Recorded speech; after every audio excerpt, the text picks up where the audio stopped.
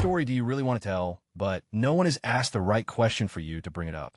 Story 1. Once when I lived in Japan, I was riding my bike across a rice field at about 6 a.m. The sun was coming up, and there was no one anywhere, so rare in Japan. Just me on a dirt road between rice fields for miles and miles, and the sound of my bike. Then I heard a saxophone. As I kept riding, eventually, I saw a man sitting on a stool, practicing his saxophone. Just on the road between rice fields, he nodded a hello to me, without breaking play at all.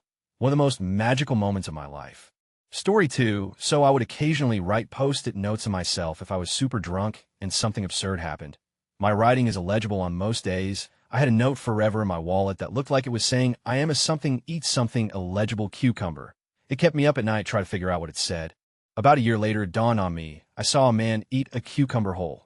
Some dude at a bar was eating a cucumber like an apple and was so incensed and defensive by questions that I decided to stay away and document it for human history. So combative, yet being so unapologetically human. It's been probably 10 years. Story 3. My great-grandfather lived in Kansas when the Dust Bowl hit the U.S. He and his wife lived in a really small town, and he owned the grocery store. After he passed away, my family was going through the stuff in his house and found a box of letters he had hidden from everyone. Every letter was a thank you from different families he helped during the Dust Bowl. People would be running from the Dust Bowl and pass through his town. He would give them free food to last them until they reached their destinations. Many of the letters thanked him for saving their lives and stuff like that. He took this secret to the grave. Literally, not even his wife knew. I've heard mention that maybe she wouldn't have been quite as pleased, but I don't know about that. I just think that's super cool, and I'm very proud of him. I have a lot of weird stories about my family that I never get to tell haha edit. I didn't realize people would be so interesting in this haha. Kind of thought it was just a personal family pride thing. Thank you all for your ideas regarding preserving these memories. I will absolutely look into that. I'll have to touch base with my dad and see if we know who ended up with those letters. Most of my other stories on my grandpa being a dumb teenager in rural Kansas, and think about how I would have never gotten away with that stuff haha. I'll have to talk to my dad and see if he has any other stories about my great-grandpa. The town is in northern Kansas. I'm pretty sure the population is under 500 people, and they have a town museum, which is adorable. I've been there once. Literally has some grammar mistakes. Thank you everyone for explaining what the Dust Bowl is. Look up pictures. It's crazy. Story 4. In the early 60s, my dad had a nervous breakdown due to severe abuse as a child while in Army basic training. He was sent to a mental hospital and released to his family when he was deemed well. After a while, he started hearing voices and was readmitted to another mental hospital. Around that same time, my mother, who had recently gotten divorced from her first husband, lost her mother, and she tried to commit suicide. She was admitted to that same mental hospital. They got married in 1965. Story 5. When me and my slightly older cousins were kids, they tried to convince me of falsehoods all the time. I was, and still kind of am, extremely gullible. I fell for, hey, gullible is on the ceiling more than once. One day when I was around 11, the elder of my cousins was talking about how he was joining a lacrosse team. I had no idea what that was, so I asked him. He explained the rules and the tools of the game. I was certain that he was lying to me, that it was another prank. There was no way people ran around with small baskets on sticks, throwing and catching hard. That's insanity. So I smirked, said suyer, and went on my way. For the next several years, whenever someone mentioned lacrosse, I'd snicker, thinking I was privy to a joke. While I was around 17, a friend of mine mentioned that she was in a lacrosse game. I laughed and said, kind of annoyed, "Yeah, I know the joke. You could drop it. Lacrosse isn't real." She was so confused and looked at me like I was crazy. She insisted it was in fact real. I insisted it wasn't. We looked it up online. Sure enough, completely real. I was utterly shocked and way more than a little embarrassed, especially when I thought back to all of my weird responses to mentions of lacrosse. Edit holy y'all. Thanks for the awards. Story 6. My dad was friends with a crow that lived at his workplace for a few years while we lived in Bosnia. And one day, Poe, as my dad named him, came up to him and started showing my dad that he couldn't fly properly, like really exaggerating how he couldn't fly. So my dad picked him up and put him in an open box and took him home to me and my mom. Poe lived with us for a few days and acted like he's been with people his whole life. Even though he was clearly a wild crow, he ate from our hands and would hang out with us on the patio. And he even let me hold him, which was surprising, given I was about 3 at the time. Bosnia doesn't have a lot of air conditioning, so we always had the sliding door to the patio open. So it's not like Poe was trapped. After maybe 3 days, he decided he was feeling better and flew off after catching our attention to let us know he was going. My dad never saw him again since we live around 10 miles away from where my dad worked, and I guess he never made it back. Still, it was a very cool experience to have a pet crow for a few days Edit, I know it's hashtag cringe to add on like this, but rip to my inbox and thank for the awards. Story 7. My grandfather was committed for alcoholism in the 1940s and stayed several years in a psychiatric hospital. Fast forward 60 years, and I'm touring that hospital for work reasons. As I was part of the team planning its replacement, I heard horror stories of how patients were treated in the past. I never told anyone my grandfather was one of those patients. Story 8. A few years ago, I was working at a pretty miserable place. When I got off work, it had begun to rain, and I had no umbrella. The crosswalk was red, and there wasn't any shelter from the rain nearby. So I just stood there getting soaked, desperately wishing I could be home. A couple of drunk middle-aged dudes came up waiting to cross the street.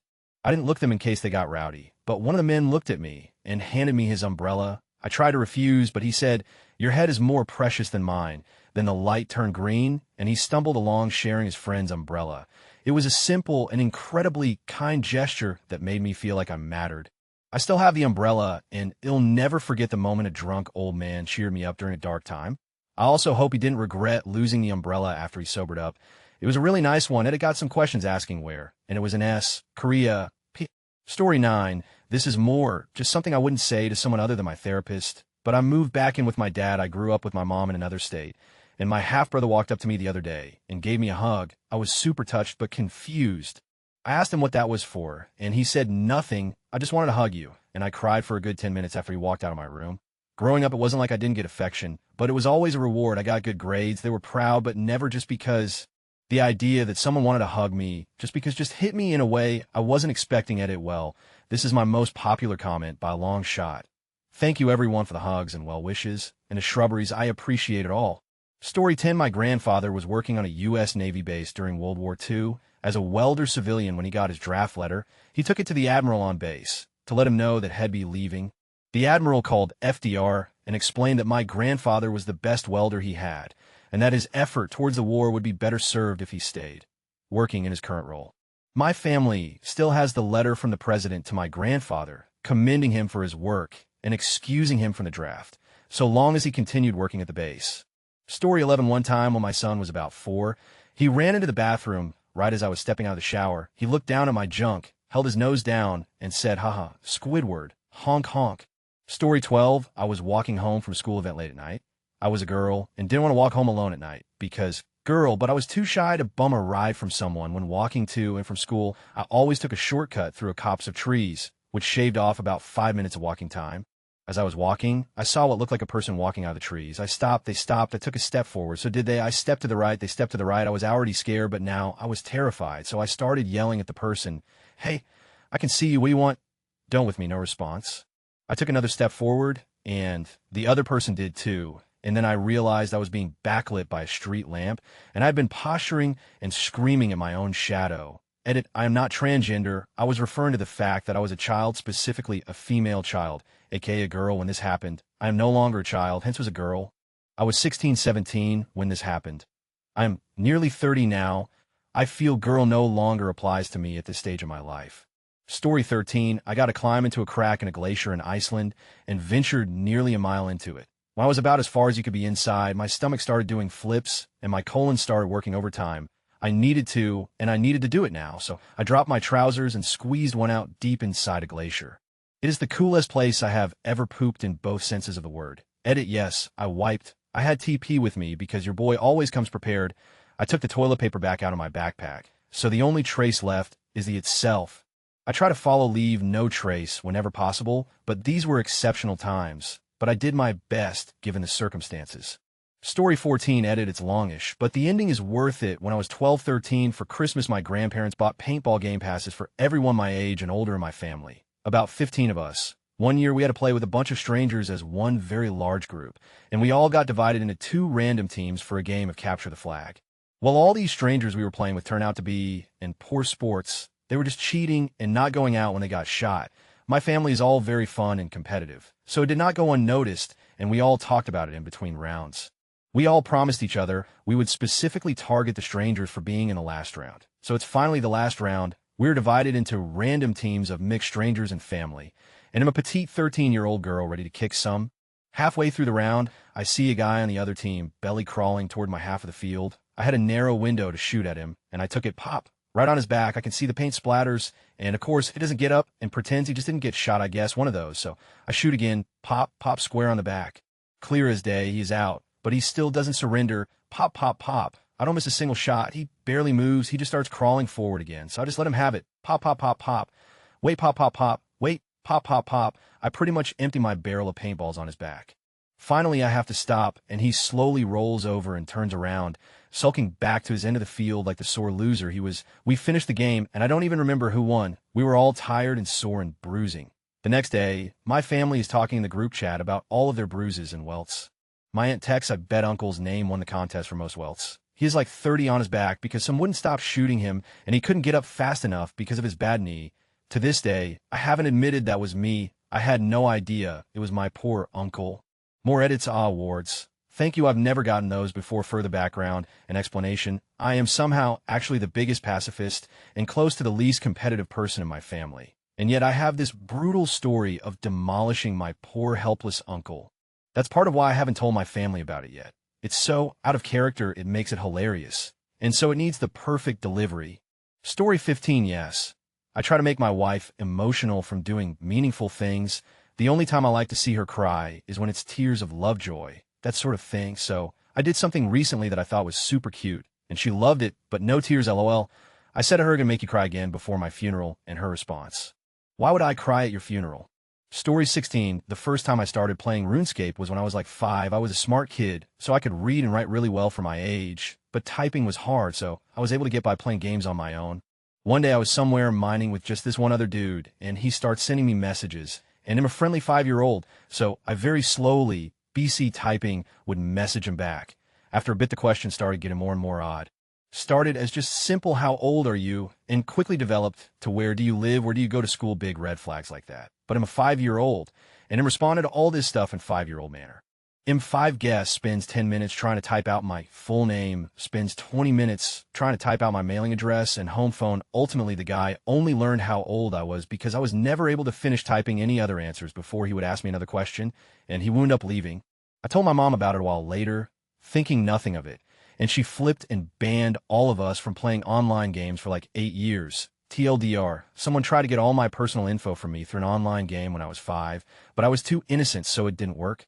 Story 17, in college, I was at an ex-boyfriend's baseball game, and one of his teammates' father was sitting a few rows ahead of me with his granddaughters. At one point, the 4-year-old granddaughter stood up, saying to be right back to her grandfather. As she walks away casually, he asks, "Where are you going?" She turns around with a level of exasperation I still don't think I've reached in my life, and says, "I'm going to be right back," and then just walked off minding her own business as everyone else apparently should. Nosy asses. Edit him. So glad this story gave some people a chuckle. It happened over 10 years ago, and I still think about it every time someone asks where I'm going after I've said I'll be right back. Now you can too. Story 18, I feel like a dork, but here goes. I didn't know what periods were until I had them. So when I was bunking class when I was 10, I told my teacher I had a stomachache, and she asked me if I had periods, to which I said the next period is social studies, and she asked again, and I said the last period was the science period. She said NVM and told me to go off. The same year when we were going for a trip from school, when a guide teacher told us we had to take pads, I asked why we had to bring writing pads to my friend. She said sanitary pads, and I said ick about y'all, but my exam pad is pretty clean. Story 19, the dream I had a while ago that made me laugh so hard I woke up. My best friend invites me over to meet his new pet cats. The first few ones are perfectly fine. Then he brings out the last one, long-haired, pattern on top and white underneath, and warns me this one's kind of stupid, so I had to write his name on him. The last cat is very friendly and immediately rolls over so I can pet his belly. Written on it in sloppy black Sharpie is Kevin, edit boyfriend, and I've been joking that my subconscious self is much funnier than my conscious self. I've never been awarded for telling a funny real-life story before, so I guess we're right. Thank you. Story 20, apparently, I talk really clearly in my sleep. I had my closest friend sleep over one day in my late teens. According to her, in the middle of the night, I sat straight up in bed with my eyes open and glanced out my bedroom window.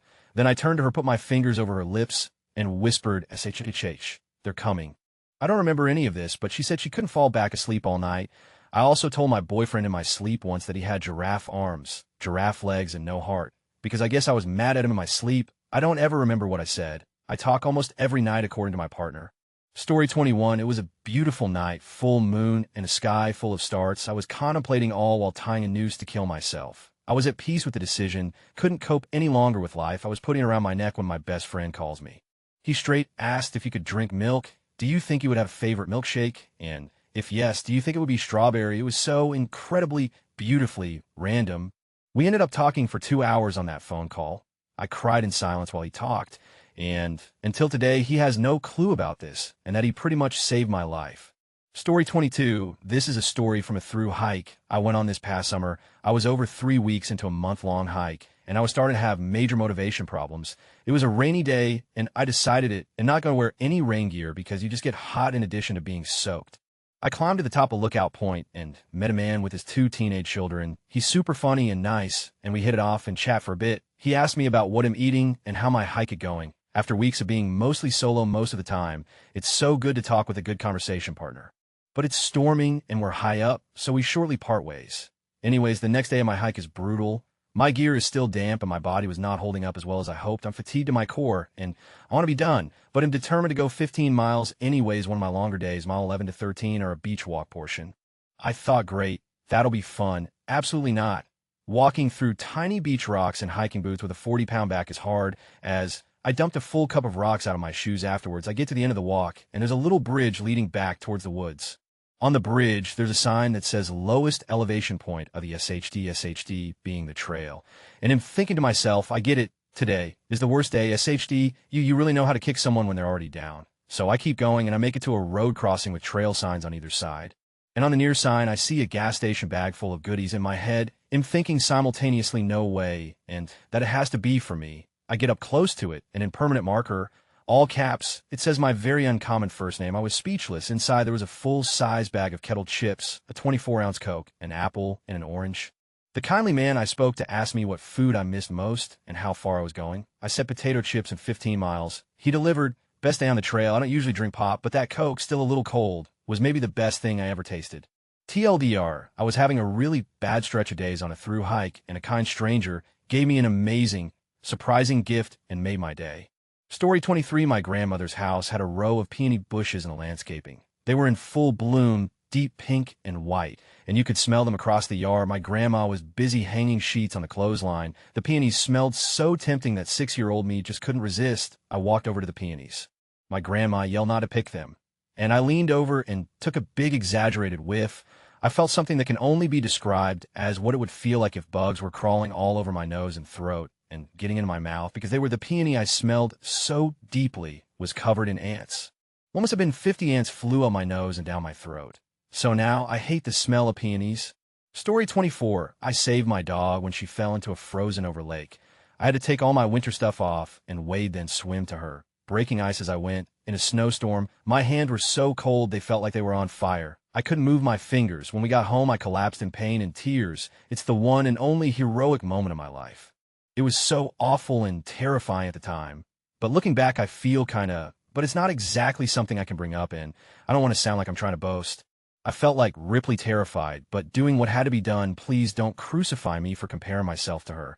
I'm just saying that the experience showed me that I'm stronger than I think I am. You'll never forget that day, and only a guy I liked at the time knows about it. Edit Holy, what a crazy thing to wake up to. Thank you for the awards. Wow, a few requests for a photo. So here's my sweet girl here. She is sitting for a treat, minor blep.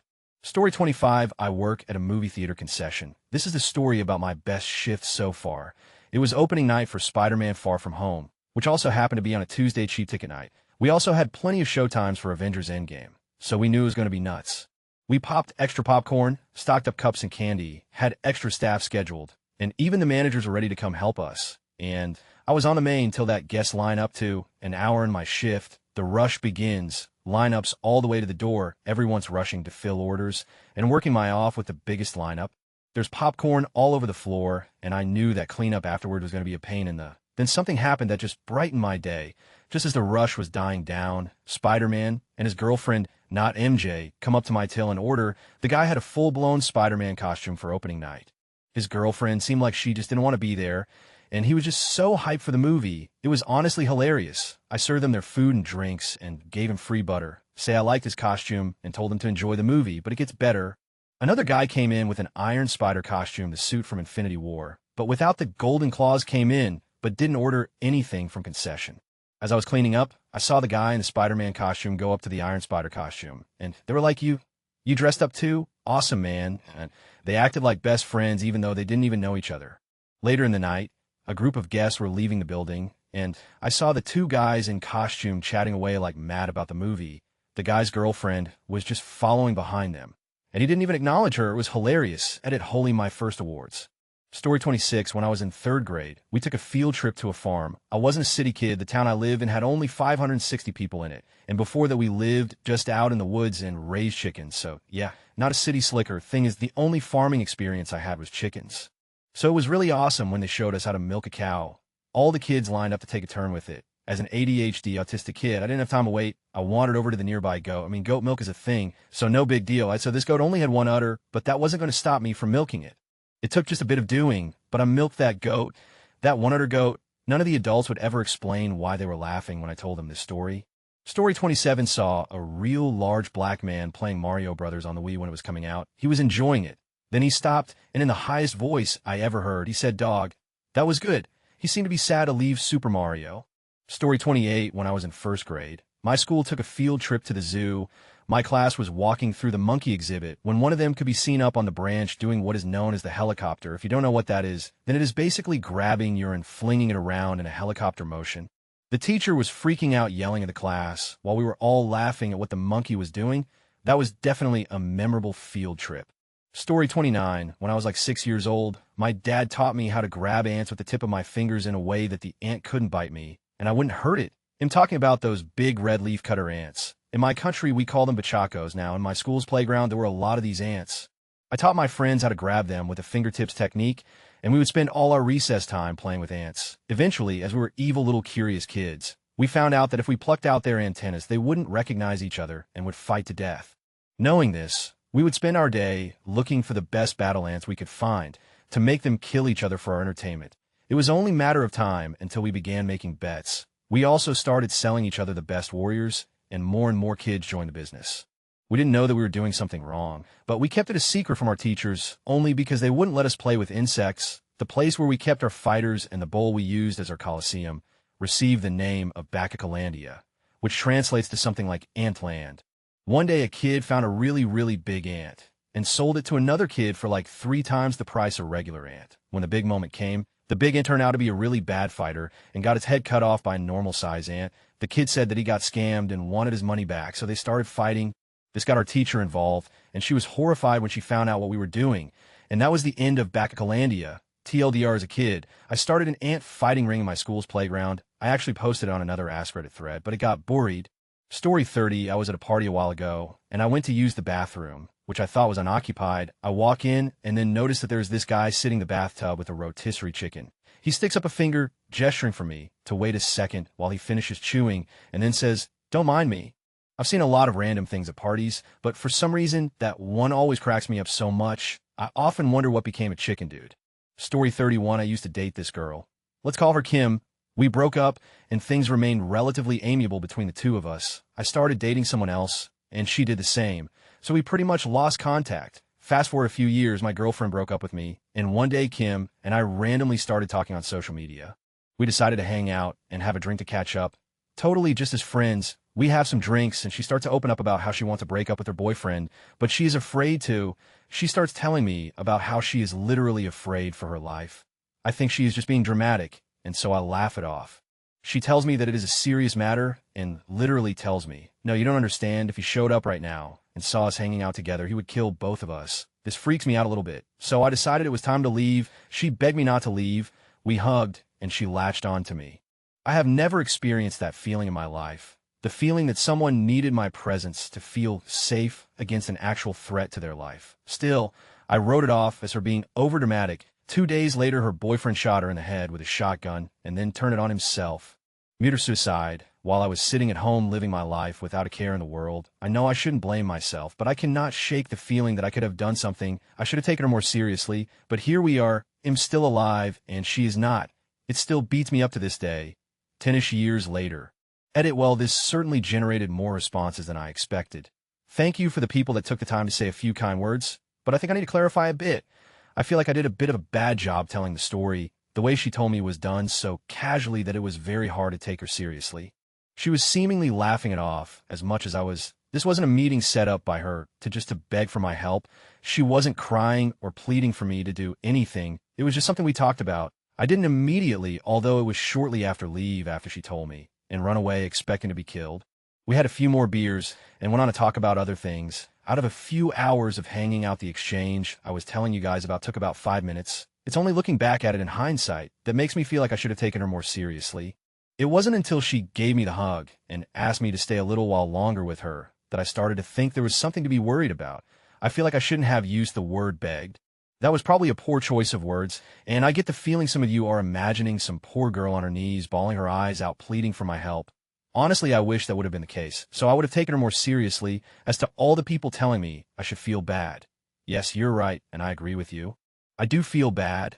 I believe the point of me telling the story was to explain that I feel bad. I told her parents the same thing I just told all of you, and they told me not to blame myself, but part of me always will. Okay, I'm going to go ahead and go see a therapist. Turns out I might have Asperger's. Thanks for the advice, strangers. Story 32. I had a kind of strange coworker who asked me out on a few occasions, but I had politely said no. There came to be a point where I had to make a no contact out of work rule with him because he kept sending me weird messages, and I felt he was following me to lunch. Now in the office, I had a snack drawer, and the topic of my snack drawer came up because another coworker didn't eat lunch, and she was very hungry. I was offering my wares, and when I mentioned that I had fig Newtons, the same strange coworker crashed our conversation and asked if he could have some fig Newtons. I said sure, and he took 3 and left. The next day, I opened my snack drawer and I found 3 half-eaten fig Newtons in the package. I thought I had gone crazy for a second until I realized what happened. He had defiled my snack drawer. I talked to a few coworkers about what happened because I thought it was weird, and I want to make sure none of them were pulling a prank on me. They ended up telling my manager, who called me into his office where I had to explain what happened. The guy was transferred the next week. Story 33. I remember in 4th grade my teacher told us all to write letters for the author of Diary of a Wimpy Kid. We were supposed to ask questions like, what inspired you to write these books? Or how should I get this bully to go away? Or something like that. I wrote my long letter about being bullied and not knowing what to do. It was my first year in an upper-class school and was always made up for being poor. So it was actually really helpful for me to write all of it out and have it be read by someone famous. A couple weeks go by, and I ask about it because she never asked us to turn them in. She basically told me that never happened even when other students said they remembered it. Then, because people said they remembered it, she sent me to office for disrespecting her. I was being gaslit by my 4th grade teacher and punished for her forgetting about the assignment. You Mrs.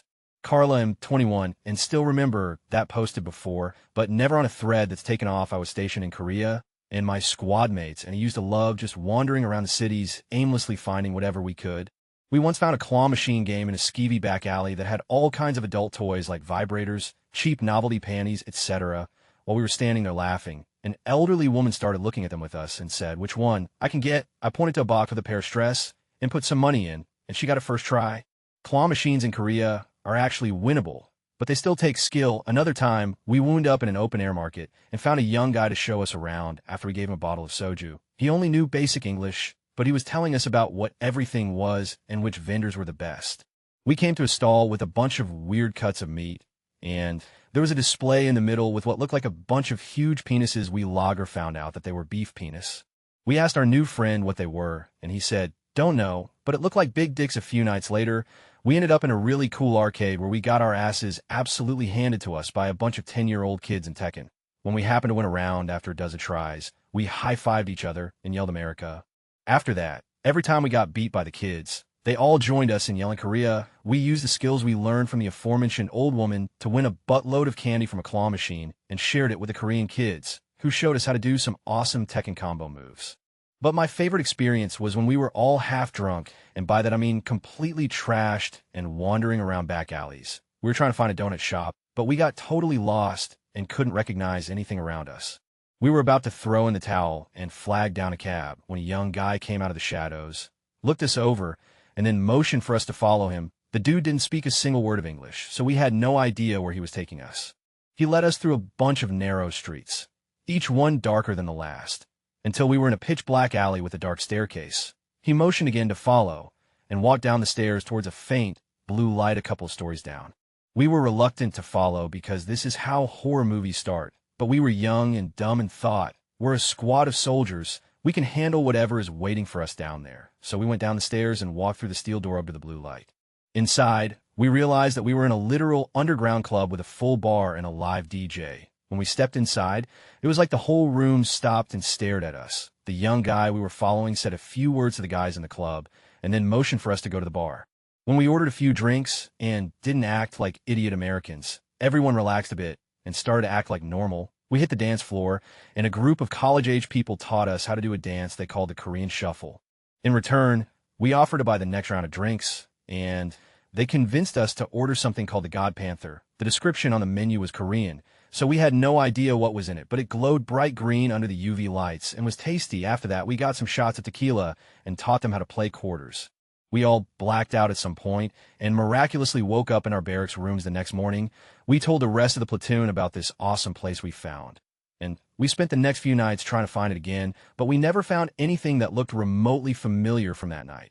Most people thought we were making it up, but for the soldiers in 3rd Squad, it was a memory that while always Treasure Eye was stationed in Korea, and my squad mates and he used to love just wandering around the cities, aimlessly finding whatever we could,